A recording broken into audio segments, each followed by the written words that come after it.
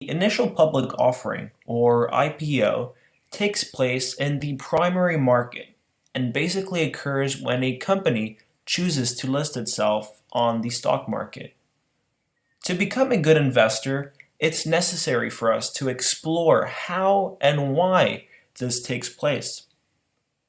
Any company that is created and incorporated is initially a private company, meaning that it is completely controlled by a group of owners. The reason why it is considered private and not public is that no other owner can come in and buy stake in the company unless there is a special agreement. At the same time, no shares are traded on the stock exchange. On the other hand, a public company simply means that it trades on the exchange. So let's use Twitter as an example of an IPO. Twitter was founded in 2006 by a group of computer scientists. Over time, Twitter has become one of the largest social networks, rivaling Facebook and Instagram. After growing to over 200 million active users, the owners of the company were faced with a very tough decision: to go public or remain private. They ended up opting to go public in September of 2013 in one of the biggest IPOs on the New York Stock Exchange. There are a couple of characteristics of a public company, or a company that has chosen to list itself on the stock market.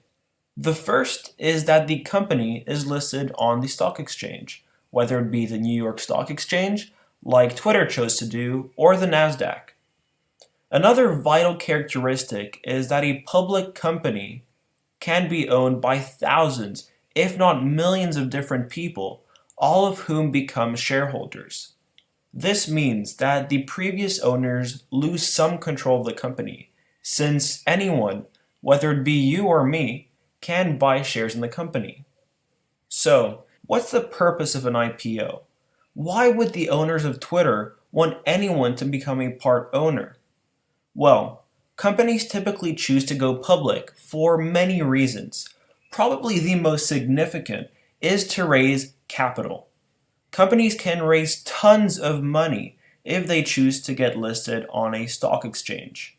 Twitter itself planned to raise over $1 billion through its IPO. Businesses need to raise money if they want to expand their operations. In Twitter's case, they need data centers to ensure information from tweets gets stored. Those data centers can become very, very expensive and cost up to $50 or $100 million.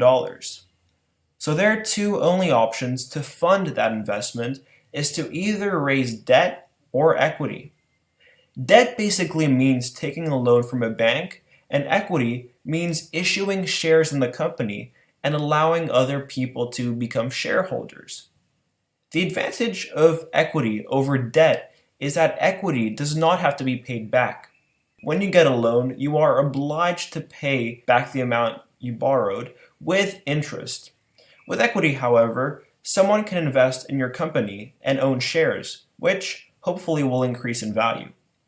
People who bought shares in Twitter at the initial price of $26 made a 70% return if they held to the end of the day.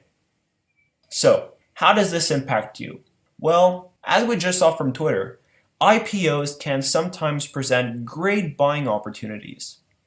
The biggest issue that an investor can face when trying to invest in an IPO is actually getting hold of shares to buy. Since it's become so competitive, priority is given to large institutional clients such as mutual funds or big investment firms. Nevertheless, depending on the broker you choose, which we will talk about in another lesson, IPOs may be available to you. Another important point to remember about public companies is that they are required by law to report all financial information, whether it be revenue, expenditures, or assets, to the public. So, if you're a prospective investor, it's your duty to take a look at these results to truly understand how a company operates and determine whether it would make a good investment. To sum things up, There are many reasons why a private company will choose to go public. Raising money is probably the most important one. When Twitter went public in 2013, the share price opened at $26 and ended the day at 44. Anyone who bought shares at 26 made over 70% in a single day.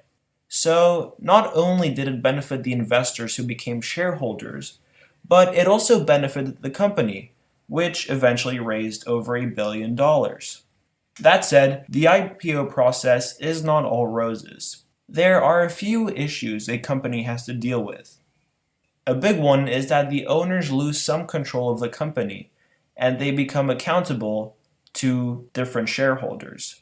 This is the reason why public companies are meant to report all financial results to the Securities and Exchange Commission, whose website anyone can access.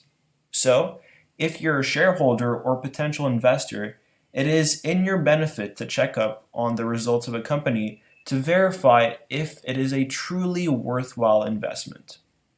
That's all for the initial public offering.